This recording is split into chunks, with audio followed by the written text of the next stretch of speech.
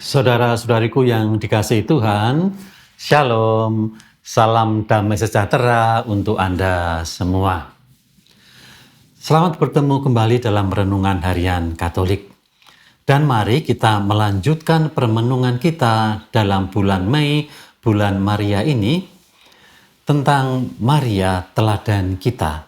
Tentu saja dalam terang Injil hari ini dan juga dalam terang dokumen Marialis Custos. Injil Yohanes bab 14 ayat 27 sampai dengan 31, Injil hari ini mempunyai tema utama yaitu amanat perpisahan Yesus. Ada 3 bagian dalam amanat ini. Yang pertama, damai sejahtera diberikan Kristus kepada para rasul. Ada pada ayat 27 yang berbunyi, damai sejahtera ku tinggalkan bagimu, damai sejahteraku ku berikan kepadamu. Dan ternyata damai ini bukan seperti damai yang diberikan dunia. Pokok yang kedua, Yesus akan pergi kepada Bapa, tetapi ia akan kembali. Maka Yesus ingin menegaskan bahwa kepergiannya kepada Bapa dan kembali kepada para murid adalah bagian dari ketaatan kepada Bapa dalam rangka keselamatan manusia. Yang ketiga, maka ketaatan sebagai kasih kepada Bapa terungkap pada ayat 31.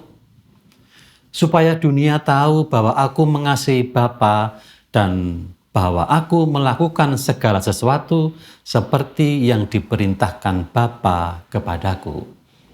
Jadi jelas kepergiannya dan juga kembalinya tidak berdasarkan suatu keputusan pribadi, tetapi dalam kerangka Tritunggal, Trinitas yang ingin menyelamatkan umat manusia. Maka sekali lagi saya ingin mengajak Anda untuk melihat kembali di mana dokumen Marialis Custos berbicara soal ini. Maka saya kutipkan dokumen Marialis Custos artikel 5 alinea kedua. Demikian dokumen ini memberikan tuntunan kepada kita. Dalam tata ulang periode Natal, tampaknya bagi kami bahwa perhatian semua orang harus diarahkan kepada Hari Raya Maria Bunda Allah yang kudus yang telah dipulihkan. Perayaan ini yang ditempatkan pada tanggal 1 Januari sesuai dengan petunjuk kuno liturgi Kota Maria. Dimaksudkan untuk mengenang peran yang dibawakan oleh Maria dalam misteri keselamatan ini. Maka gereja melihat bahwa Hari Raya Maria Bunda Allah adalah bagian dari liturgi yang sudah ada sejak lama. Pedoman dalam liturgi kuno Kota Roma. Perayaan ini juga dimaksudkan untuk meninggikan martabat istimewa yang dibawa misteri ini, yaitu Bunda yang Kudus, yang melaluinya kami dianggap layak untuk menerima Sang Pencipta kehidupan. Sekali lagi, Marialis Custos menekankan hal itu.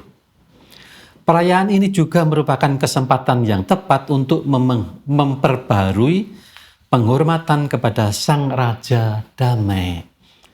Kristus mewariskan damai kepada para murid, dan damai itu hadir di dunia dalam rahim Maria. Maka patutlah kita juga memperbarui penghormatan kita kepada Sang Raja Damai melalui Maria. Dan untuk memohon dari Allah melalui Sang Ratu Damai, karunia perdamaian yang tertinggi. Maka gereja Katolik atau kita semua yang ikut Legio tentu kenal dengan istilah gelar Maria Sang Ratu Damai.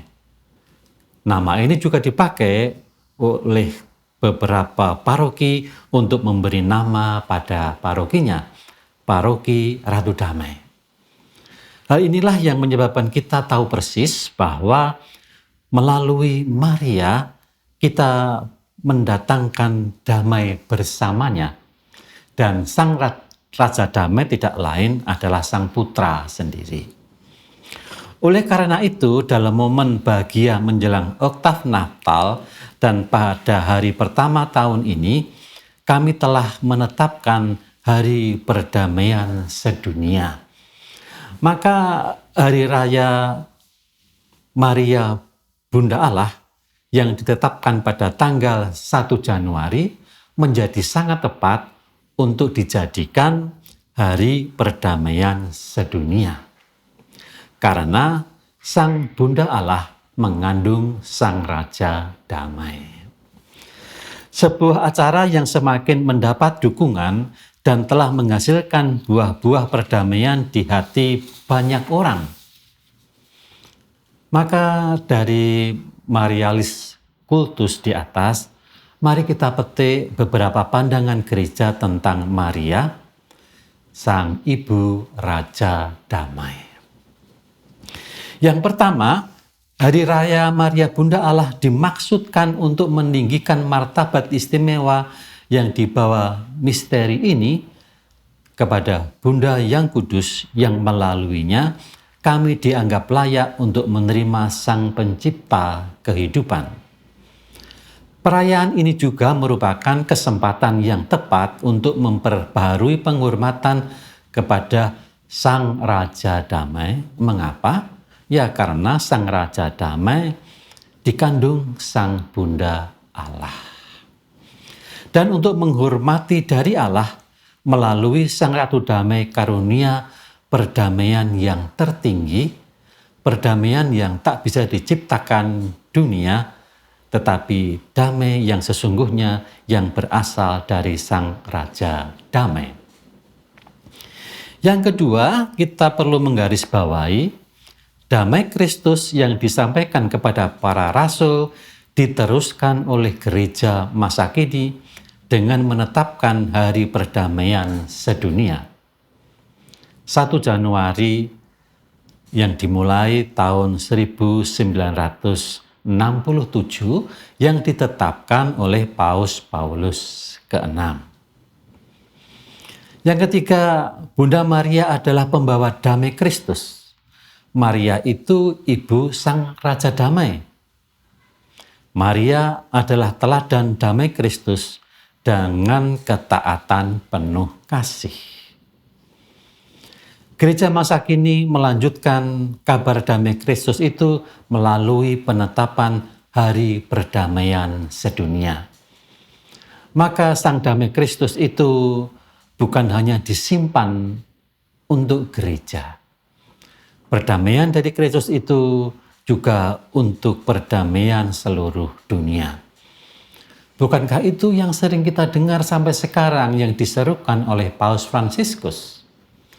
Tentu saja gereja memiliki teladan siapa yang memberikan kepada kita hormat, pujian kepada Sang Raja Damai, kalau tidak Sang Ibu Raja Damai. Maka bersama Maria, mari kita membawa damai Kristus kepada dunia. Damai Kristus yang telah diwariskan kepada para rasul dan gerejanya. Saudara-saudariku, selamat berdevosi kepada Maria, Bunda Tuhan, Bunda Sang Raja Damai. Shalom.